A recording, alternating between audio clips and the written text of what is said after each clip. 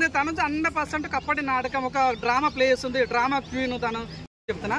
భరణి గారి నాన్న అంటది, మాధురిని అమ్మ అంటది, రాముబాయ్ ఉంటాడు కదా తనని తమ్ముడు అంటది, ఇమ్మానియల్ని బావ అంటది.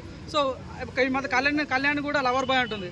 ఈ ఎందుకు ఈ బాండ్లు ఫేక్ బాండ్ ఎందుకు? దివ్య అట్లా లేదే, దివ్య చాలా జెన్యున్గా ఉంది. తన స్టైల్లో తన గేమ్ ఆడుతుంది. కానీ తను చూసుకుంటే ఒక ఎగ్జాంపుల్ చెప్తా అండి. ఇప్పుడు గతంలో ఇమ్మానియల్ భరణిగా సపోర్ట్ చేయలేదని ఇమ్మానియల్తో మాట్లాడలేదు తనుజ. మొన్న బెస్ట్ ఎగ్జాంపుల్ చెప్తా. దివ్యాల మాదిరి ఉండే కదా వైసీపీ లీడర్, తనకు డైరెక్ట్ నామినేట్ చేసింది. నువ్వు అమ్మ అంటావు, మా నామినేట్ చేస్తావు, సేవ్ చేసే ఛాన్స్ ఉన్నా కూడా సేవ్ చేయవు. నువ్వు ఫేక్ గేమ్ కదా, నువ్వే ఫేక్ ఆడుతున్నావు. గేమ్ కదా. చెప్పినట్టు అంటే ఇంటర్వ్యూలో కూడా చెప్పారు కదా మాధురి గారు.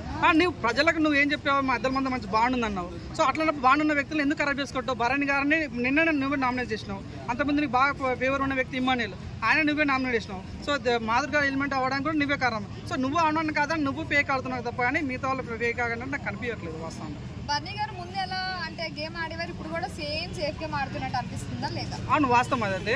భరణి గారు ఇంకా ఓపెన్ అప్ కావాలి. తనుజకి ఫేవర్గా దివ్యకి ఫేవర్ ఉండకుండా కొద్దిగా అంటే మన లాస్ట్ చూసాం కదా బిగ్ బాస్ 7లో శివాజీ గారు పెద్ద దిక్కులాగా ఉండేమాట. ఈయనేమంటే నేను పెద్దోడిని కదా, వీళ్ళకి ఏం చెప్పాలన్నా కొద్దిగా ఆలోచిస్తున్నాను. కానీ ఒక స్టెప్ తను కూడా ఆలోచించి ముందుకు ఆడితే బాగుంటుంది. సేఫ్గా ఆడదాం మనస్ఫూర్తిగా కోరుకుంటాను నేను కూడా యాజ్ ఒక అభిమానిగా. అంటే ఇప్పుడు ప్రోమోలో చూసుకున్నట్టయితే దివ్య, పవన్ అలాగే రాము వీళ్ళు ముగ్గురులో ఎవరు బాగా ఆడినట్టు అనిపించింది? నాకైతే పవన్ చాలా బాగా ఆడుతుండు. తన వే ఆఫ్ స్టైల్ కానీ ఇందాక కూడా చెప్పినట్టుగా తనకున్నంత కేపబిలిటీ ఎవరికి లేదు. సో తను మంచిగా గేమ్ ఆడగలుగుతాడు, మంచిగా కేపబిలిటీ ఉంది, మంచి సత్తా ఉంది. కాకపోతే తనకున్న మైనస్ ఏంటంటే ఒక అమ్మాయి వెంటబడి తను డిస్టర్బ్ అవుతున్న ఫీలింగ్ ఒకటే ఉంది. సో తనైతే ఇక్కడ నుంచి గ్రహించి లవ్వే గేమే కాబట్టి గేమ్ మీద ఫోకస్ చేయాలని మనస్ఫూర్తి కోరుకుంటున్నాను. ఇమ్మాన్యుయల్ గేమ్ ఎలా ఆడుతున్నాడు? ఇమ్మానియల్ తోపండి. ఆయన తన ఢీ కొట్టే ఛాన్స్ ఎవరు లేదు. సో ఇమ్మానియల్ కొట్టే తనకున్న మైనస్ ఏంటంటే కొద్దిగా ఆలోచిస్తారు అనమాట. ఇప్పుడు తను కామెడియన్ కదా, సో అందరి దగ్గర కామెడీ చేయాలి. బిగ్ బాస్ అయిపోయిన వరకు కామెడీ చేయాలి. సపోజ్ నీతో గొడవడ్డా అనుకో, నీ మీద నేను జోక్ చేయలేను. సో అందుకోసమే అందరితో మంచిగా ఉంటున్నాడు కాబట్టి ఆ మంచితనమే తనకు చెడు అవుతుంది అన్న ఫీలింగ్ ఉంది. కానీ నిజంగా చెప్తున్నా, బిగ్ బాస్ చరిత్రలో చాలా మంది కామెడియన్స్ వచ్చారు పోయారు. కానీ ఒక కామెడియన్ మాత్రం బిగ్ బాస్ ఆయన కప్పు కొట్టబోతున్నాడు. ఆయన ఎవరంటే ఇమ్మానియల్ అనుకోవచ్చు.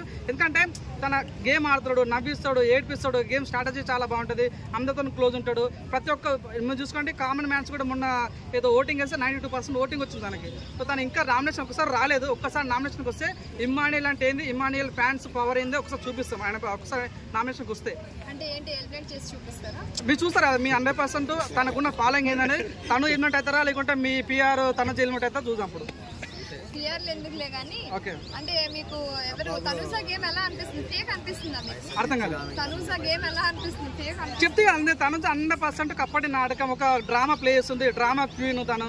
ఎప్పుడు చూసినా నాన్న అని నాన్న తిరుగుతుంది, అమ్మని అమ్మని తిరుగుతుంది, ఇమ్మానియల్ బావ అంటది, రామురాతన్ తమ్ముడు అంటది. ఈ డ్రామాలు బిగ్ బాస్ ఎందుకు వస్తాం అంటే అక్కడ ఫోన్ ఉండవు, ఎంటర్టైన్మెంట్ ఉండదు, వాచ్ ఉండదు, కెమెరా ఏమంటారు కదా టీవీలు ఉండవు. అట్లా దగ్గర నీ జెన్యూన్ బయటకు రావాలి. అక్కడ పోయి ఇట్లా ఫేక్ ఆడడం ప్రజలకు నచ్చట్లేదు.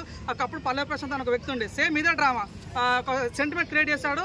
అది వర్కౌట్ అయింది. కానీ అదే వర్కౌట్ మళ్ళీ కాదు, అన్నిసార్లు వర్కౌట్ కాదు. ఈసారి అయితే మేము అనుకుంటాం, మేము ఫిక్స్ అయ్యాం, ఒక తెలుగు వాళ్ళు గెలవాలి బిగ్ బాస్ అని కోరుకుంటాము. ఆ తెలుగు వాళ్ళు సుమన్ శెట్టి, ఇమ్మానియల్ అన్నది ప్రజలు ఫిక్స్ అయిపోయారు ఆల్రెడీ. సో వాళ్ళు గెలిపించుకుంటారు ప్రజల్ని. సజ్జన్న గారు తన టాప్ అయ్యేది క్యాండిడేట్, కానీ తనది కప్పు కొట్టదు. టాప్ అయ్యి కూడా కష్టమే. తను ట్రై చేస్తుంది. అవునని కాదన్నా బిగ్ బాస్ నేను చూడాలన్న ఫీలింగ్ ఎందుకు కలిగింది అంటే తను గేమ్ ఆడింది. ఫస్ట్ తనే గేమ్ ఆడింది. ఫస్ట్ బిగ్ బాస్ అందరూ ఎంత ఎవర్రా మీరంతా అనుకున్నాం. కానీ తను ఆడిన గేమ్ చూసి చాలా బాగా అనిపించింది. సో సంజన అయితే ఎక్కువ రోజులు ఉండరండి, అతి తక్కువ టైం తను వెళ్ళిపోతుంది. అంటే నిన్న నామినేషన్స్ చేసేటప్పుడు సంజన రితూన్ చేశారు కదా, సో అది డిఫెండ్ చేసుకోవడం మంచిగా చేయలేదు అని మీకు ఏమన్నా అనిపించిందా? డిఫెండ్ కాదండి. సపోజ్ నువ్వు నాకు త్యాగం చేసినావు, నువ్వు ఇప్పుడు నీకు హెయిర్ ఉంది, నువ్వు నా కోసం హెయిర్ కట్ చేసుకున్నావు, నీకు రుణపడి ఉండాలి కదా తను. సో బిగ్ బాస్ అన్నది ఒక టాస్క్ అది. సో నీతో కొట్లాడే టైం వచ్చి కొట్లాడతా, కానీ నువ్వు నా కోసం త్యాగం చేసినావు కదా, త్యాగం మర్చిపోదు కదా. అందుకోసమే తన త్యాగం గుర్తు చేసుకుని ఏడ్చింది. తను తప్పు లేదు, కానీ తను అనిపించిన పాయింట్ కరెక్ట్ అనిపించింది. తన యొక్క జెన్యూనిటీ బయటకు కనిపించింది. కానీ కొంతమంది నెగిటివ్ మారుతున్నారు. కానీ తనైతే ఎక్కువ రోజులు అయితే ఉండదు నాకు తెలిసిన మటుకైతే. ఉన్న రోజు అయితే చాలా హ్యాపీగా ఉంటుంది, చాలా జెన్యూన్ పర్సన్ తనైతే. రామరాథోడు మొన్న చూసాం ఒక వీడియో, చాలా కామెడీ అనిపిస్తుంది. ఏదో చిల్ అవుతుందన్నమాట, ఏదో ట్రిప్ పోయినట్లుగా ఫీల్ అవుతుంది, బిగ్ బాస్ ట్రిప్ పోయినట్లు. అన్న గేమ్ ఆడన్నా, నీకోసం చాలా మంచి ఫ్యాన్ బేస్ ఉంది, దయచేసి మంచి గేమ్ ఆడితే బాగుంటుందని కోరుకుంటున్నా. నువ్వు ఫైటింగ్ స్పిరిట్ రావాలి, నీలో గేమ్ స్పిరిట్ రావాలి, నువ్వు మంచి డాన్సర్, మంచి డాన్స్ అయ్యి, మంచి సింగర్ సింగ్స్, మంచి పాటలు వాడు, దయచేసి మేము అది కోరుకుంటున్నావు. నువ్వు 100% టాప్ అయి ఉన్నా, మనస్ఫూర్తి కోరుకున్నా. ఇట్లానే సేఫ్గా మారితే కష్టమే, నేను ఎవరికి ఆపలేరు.